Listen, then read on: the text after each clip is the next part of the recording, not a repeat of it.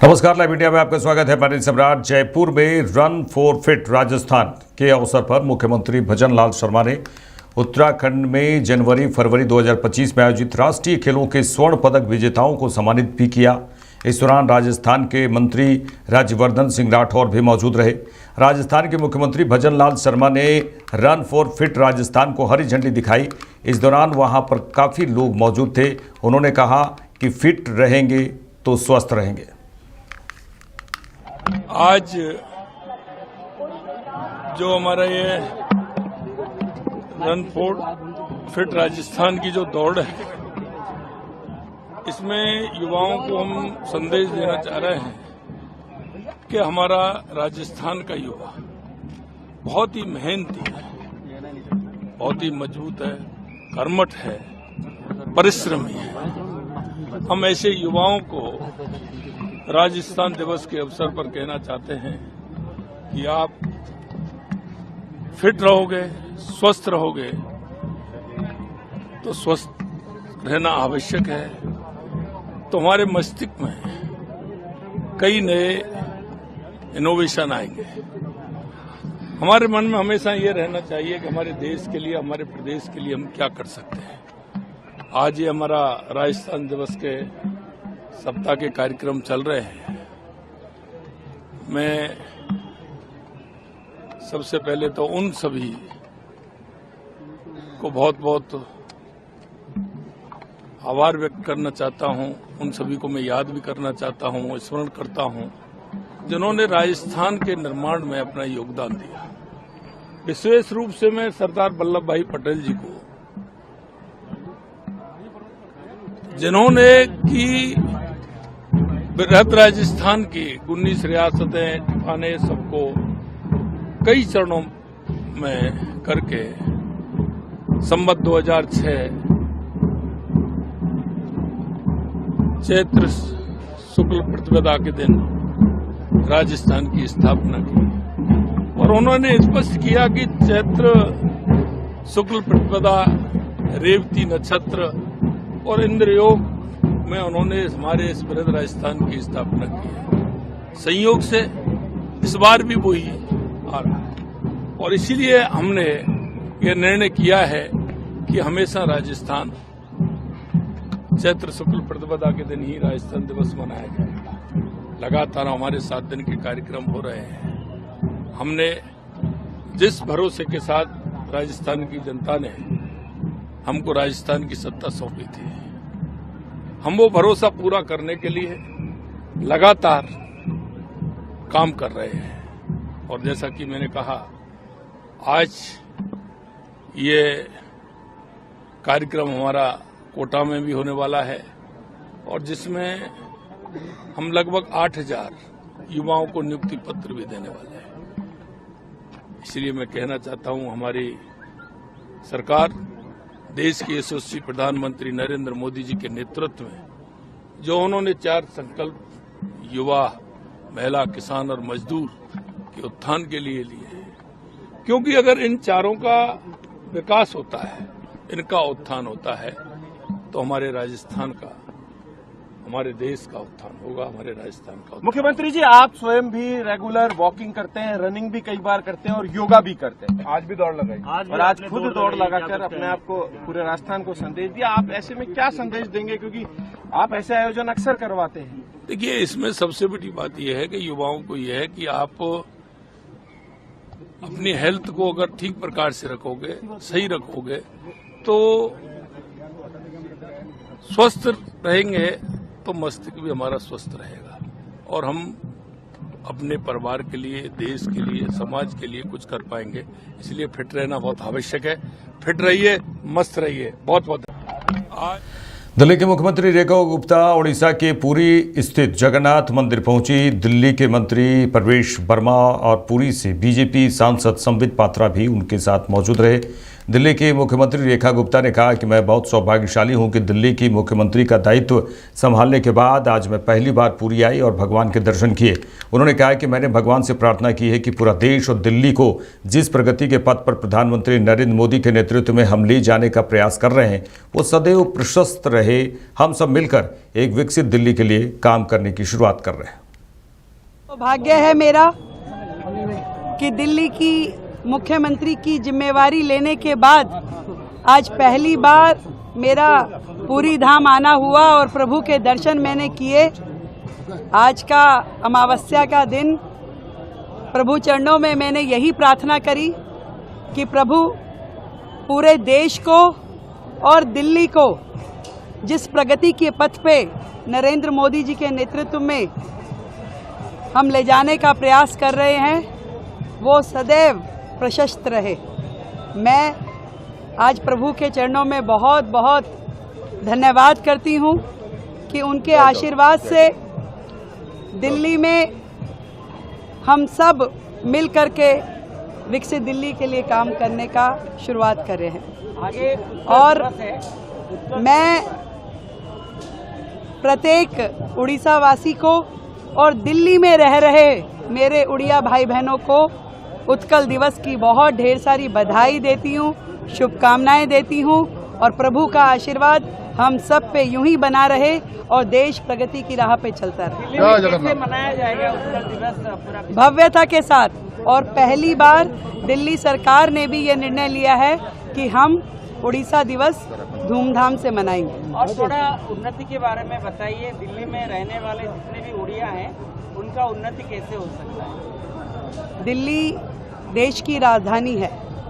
अलग अलग प्रांतों से लोग बहुत सारे सपने संजो के वहाँ पहुँचते हैं और हजारों उड़ीसा से आए हुए परिवार दिल्ली को गति देने में काम कर रहे हैं। मैं उन सब को यही कहना चाहती हूँ कि वो दिल्ली का एक अभिन्न हिस्सा है और उनके सुख दुख में दिल्ली सरकार साथ खड़ी है। उनके भविष्य को संरक्षित करते हुए उनकी समृद्धि के लिए काम करें। Thank you.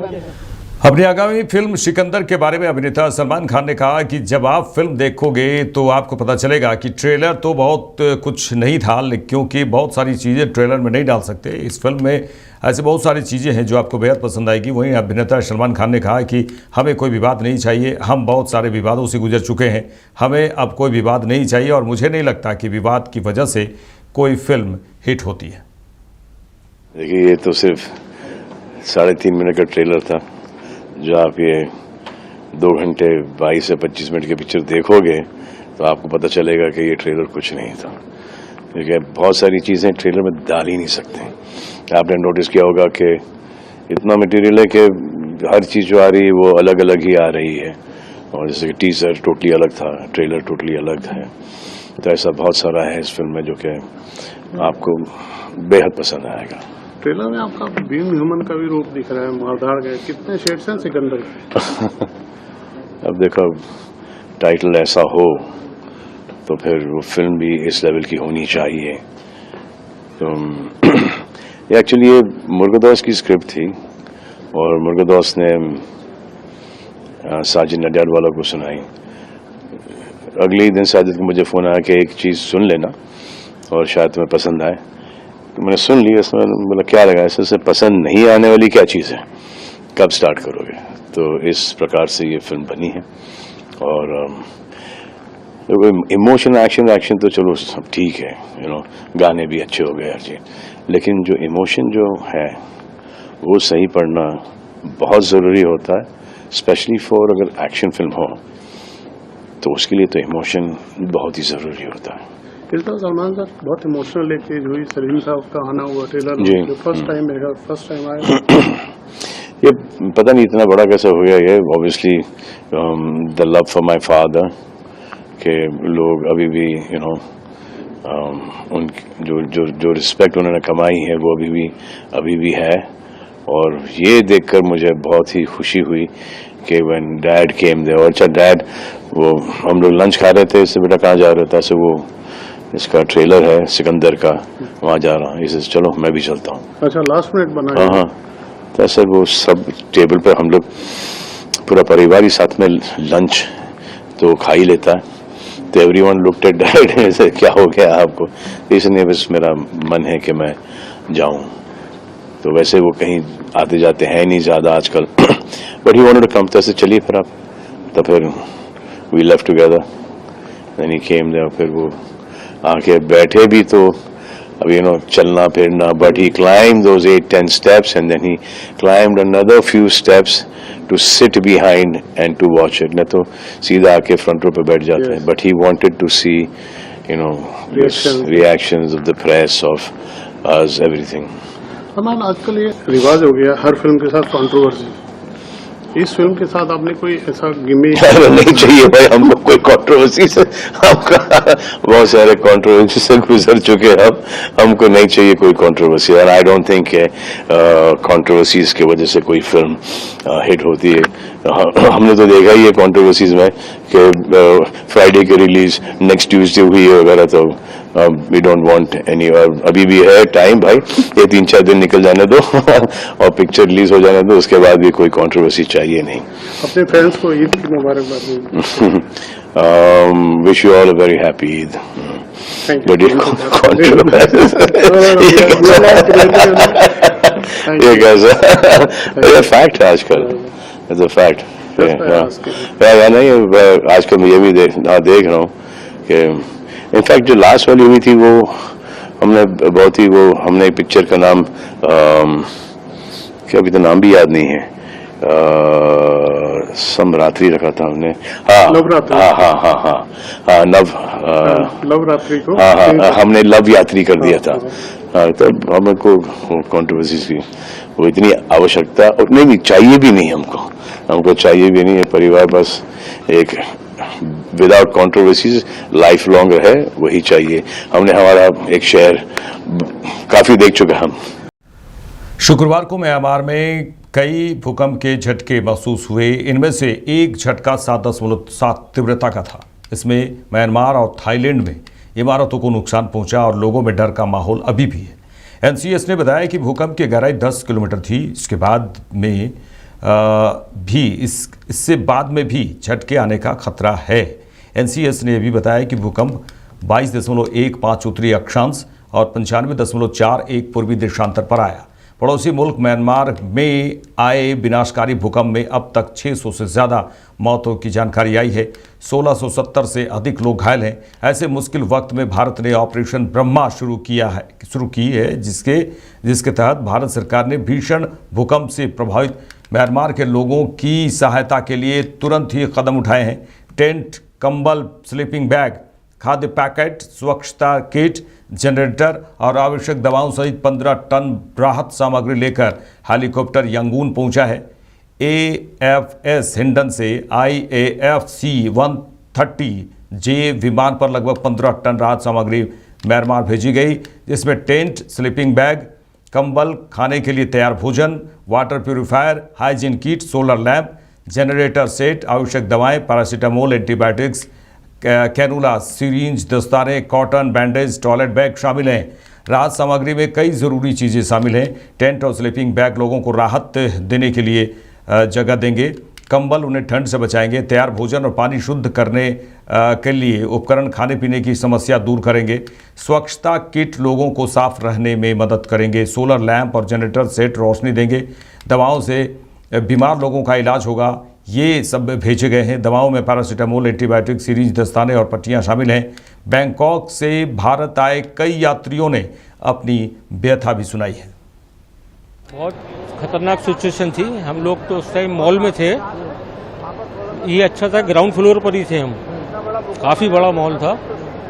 एकदम से ऐसा लगा कि पहले मुझे लगा कि मेरे को चक्कर आ रहा है। फिर देखा तो जितने भी शॉपकीपर्स वगैरह थे सब एकदम से निकल कर बाहर बिल्डिंग के, और बाहर ऐसा मंजर हो गया था, पूरी पब्लिक सड़कों पर। बिल्डिंग्स बहुत बड़ी बड़ी थी। हर आदमी इतनी दहशत में रहा जिसका कोई। हम लोग वापस होटल आए अपनी, वहाँ पर उन्होंने भी सब पूरे स्टाफ को बाहर निकाल दिया था, पूरा स्टाफ और गेस्ट को। हम लोग 6 घंटे बाहर सड़क पे बैठे रहे। फिर उन्होंने एक बार एंट्री दी तो हमारा फिर वो मन नहीं हुआ वहाँ रुकने का, तो हमने फौरन फ्लाइट दूसरी ली और आ गए। सर, जो तस्वीरें सामने आई हैं, बड़ी बड़ी बिल्डिंग्स गिरती जी हाँ, जी हाँ, क्या कुछ माहौल है, डर है लोगों को? हाँ, बिल्कुल डर है, क्योंकि लोगों को यही है कि ये एक बार अर्थक्वेक आता है तो बार बार आता है, वो उस बात का डर बहुत है। भारत आने में कोई परेशानी, दिक्कत नहीं हुई। एयरपोर्ट तक आने में कोई दिक्कत नहीं हुई। मैं रोड पे था उस टाइम एंड स्काई स्क्रेपर्स आसपास जो थे वो हिलने लगे थे। एक इन्फिनिटी पूल से पानी भी गिरने लगा था। तो I think people got scared कि शायद बिल्डिंग गिर जाए, लेकिन कुछ ऐसा हुआ नहीं।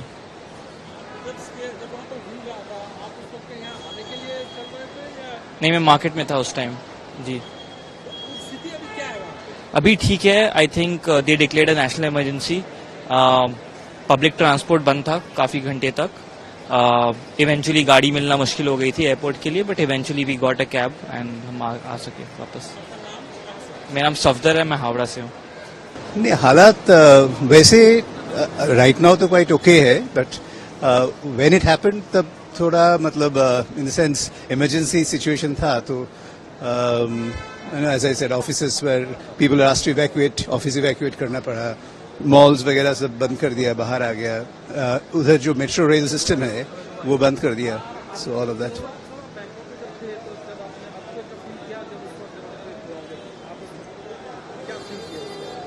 मैं एक मीटिंग से आ रहा था, गाड़ी था ब्रिज का ऊपर, तो ब्रिज वाज स्विंग। या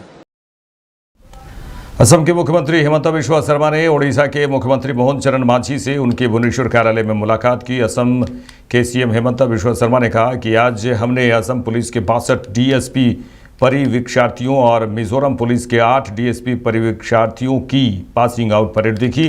उन्होंने कहा कि मेरा मानना है कि असम और मिजोरम दोनों राज्यों में पुलिस बल में उनके शामिल होने से बल और मजबूत होगा और मुझे उम्मीद है कि वे राज्य और राष्ट्र के लिए प्रतिबद्धता और ईमानदारी से काम करेंगे। Today we are witnessed the passing out parade of 62 DSP probationers from Assam Police and 8 DSP probationers from Mizoram Police. Last 1 year, they have undergone a very professional training program. I believe their induction in the police force in both Assam and Mizoram will strengthen the force further, and I hope that they will serve with the commitment and with the honesty for the state and for the nation. Sir, recently Meghalaya CM said in assembly for Barnihat police and Assam and Meghalaya equal responsible. What you say? Yes, he has spoken to me. Barnihat, as you know, belongs to both Assam and Meghalaya. Obviously, we have shared responsibility, and I will work with the government of Meghalaya to see that the pollution levels comes down. Jammu Kashmir Kathua में DGP Nalin प्रभात ने कहा 23 मार्च की शाम को सान्याल में पाकिस्तानियों के देखे जाने की सूचना और एक दंपत्ति ने यह सूचना दी और उसके बाद तुरंत ही अधिकारियों का एक दल मौके पर पहुंच गया। पाकिस्तानियों से मुठभेड़ हुई और 4 मैगजीन, 3 आईईडी, 2 ग्रेनेड छोड़कर भाग निकले पाकिस्तानी। यह ऑपरेशन 4 दिनों तक चला। उन्होंने कहा कि हमें उनके ठिकानों के बारे में जानकारी मिली और शुक्रवार सुबह हमारे सुरक्षा बलों की पाकिस्तानियों से मुठभेड़ हुई और उनमें से 2 मौके पर ही मारे गए और हमारे 4 बहादुर अधिकारी शहीद हुए। आपको बता दें 2 पाकिस्तानी मारे गए और 4 बहादुर अधिकारी भारत के शहीद हुए। जम्मू कश्मीर पुलिस और हमारा ना इरादा कमज़ोर हुआ है, उन्होंने कहा कि और ना हमारा मकसद हमसे कहीं दूर है, हमारा मकसद साफ है और मजबूत है। उन्होंने कहा कि हम तब तक नहीं सोएंगे जब तक हम अपने पड़ोसी को की ऐसी हरकतों को रोक नहीं देते। ऑपरेशन अभी भी जारी है। 23 तारीख को सान्याल में शाम के वक्त एक दंपति ने पाकिस्तानियों को देखा। वो खबर साथों साथ पुलिस को बताई गई। हमारे पुलिस के अफसरान बिना किसी देरी के, बिना किसी डिले के सान्याल में पहुंचे। सान्याल में जिस जंगल में वो बैठे थे वहां एक हमारी बहुत ही छोटी टुकड़ी गई। सिर्फ 5 आदमी थे और उन 5 आदमियों के साथ पाकिस्तानियों की मुठभेड़ हुई। और आप ये देख सकते हैं कि ये पाकिस्तानी क्या थे या कैसे थे। 4 मैगजीन, 3 आईडी, 2 ग्रेनेड और इसके अलावा बहुत अलग चीजें छोड़ के वहां से भागे। जब वहां से ये भाग रहे थे, जब तक ये सिलसिला चला तब तक पूरे इलाके में स्टॉप्स लग गए। तमाम फोर्सेस आई, आर्मी, सीआरपीएफ, बीएसएफ, उनके अफसरान भी हमारे साथ कंधे से कंधा मिला के खड़े रहे और ये सिलसिला चलता रहा। आप सबको मालूम है सानेयाल गांव में ही ऑपरेशन 4 दिन चला। फिर हमें खबर मिली जिससे ये क्लियर हो गया कि सोफेन के पास पंचतीर्थी के इलाके में ये लोग पहुंच चुके हैं और हमने साथों साथ परसों रात को वहां कार्रवाई शुरू की। कल सुबह हमारी एक बहादुर टुकड़ी के साथ मुठभेड़ हुई और उस मुठभेड़ में 2 पाकिस्तानियों को मौके पे ही मार गिराया गया। जिस जगह पे ये मुठभेड़ हुई वही जगह है जहां हमारे लोग नीचे से पहाड़ पे ऊपर चढ़ रहे थे। डोमिनेटिंग पोजीशन का फायदा उठा के पाकिस्तानियों ने क्लियर लाइन ऑफ साइट की वजह से हमारे 4 बहादुरों को शहीद किया है। हमारी शहीदों की भरपाई बातों से नहीं होगी, वो केवल काम से होगी। J&K पुलिस, मैं आप सबको बताना चाहूंगा, J&K पुलिस का हमारा ना इरादा कमजोर हुआ है, ना हमारा मकसद हमसे कहीं दूर है। मकसद भी साफ है, इरादा भी मजबूत है और जज्बे की तो कभी कमी नहीं थी। J&K पुलिस एक ऐसी इकलौती पुलिस फोर्स है मुल्क की जिसके बहादुरी, जांबाजी और शहादत की कहानियां जो हैं वह तारीख के स्वर्ण पन्नों पे ही लिखी जाती हैं और लिखी जाएंगी। और हम सोएंगे नहीं, आराम नहीं करेंगे जब तक हमारे नापाक पड़ोसी और उसकी तंजीमों की ये जो हरकतें हैं इनको हम इन पे नकेल न खींचें। ये जंग जारी है और चलता रहेगा और जैसे कि मैंने कहा हमारे इरादे में कभी कोई डाल्यूशन नहीं होगी। शुक्रिया। जय हिंद। कितने आतंकी मारे गए हैं? फिलहाल हमारे लिए सबसे जरूरी यह था कि मौका वारदात से, क्योंकि आप लोग पिछले 2 दिन से इस ऑपरेशन को खुद मौके पे कवर कर रहे हैं, आपने देख लिया किस किस्म के पहाड़ हैं, कितनी वहां गुफाएं हैं, कितनी चट्टानें हैं और कैसे जंगल हैं। हमारा पहला मकसद था हमारे शहीदों को उनकी अंतिम यात्रा पे भेजना। तो जो लोग वीर गति को प्राप्त हुए हैं उनका रिट्रीवल सबसे मुख्य था हमारे लिए और वह मुकम्मल हुआ है। अब अगली कार्रवाई उसके बाद चलती रहेगी। ऑपरेशन अभी चल रहा है? जी, ऑपरेशन अभी भी लाइव है। तो अभी तक कोई नहीं है कि कितने आतंकी ढेर हुए हैं? ऐसा है कि जैसे मैंने आपसे बताया, जिस तरह का इलाका है उस इलाके में जब तक आज सर्च का हमारा मुख्य लक्ष्य केवल हमारे वीर गति को जो प्राप्त हुए साथी उनको रिट्रीव करना था। अब कल, और आप ये भी जानते हैं कि कल से ही भारतीय सेना, पैराज, CRPF ये सारे हमारे साथ हैं और ये आज भी जैसे हम बात कर रहे हैं अभी भी अफसरान और टीमें लगी हुई हैं। कल हमें उम्मीद है कल बाद दोपहर शाम तक सब कुछ क्लियर हो जाएगा। छत्तीसगढ़ के सुकमा दंतेवाड़ा सीमा पर ओपमापल्ली केरला पाल इलाके के जंगल में सुरक्षा बलों के साथ मुठभेड़ में 16 नक्सली मारे गए। आज 2 जवानों को मामूली चोटें आई है। सुकमा SP किरण चौहान ने कहा कि अभी तक 16 नक्सलियों के शव बरामद किए गए हैं। भारी मात्रा में हथियार भी बरामद किए गए। 2 जवान भी घायल हुए हैं। आपको बता दें कि छत्तीसगढ़ में नक्सल के खिलाफ सरकार का सख्त एक्शन देखने को मिल रहा है। छत्तीसगढ़ सरकार इसका बस्तर, बीजापुर, सुकमा, दंतेवाड़ा, कांकेर, गरियाबंद, नारायणपुर, बस्तर, कोंडागांव, कोरबा और मुंगेली का क्षेत्र दशकों से नक्सलियों के आतंक से जूझ रहा है।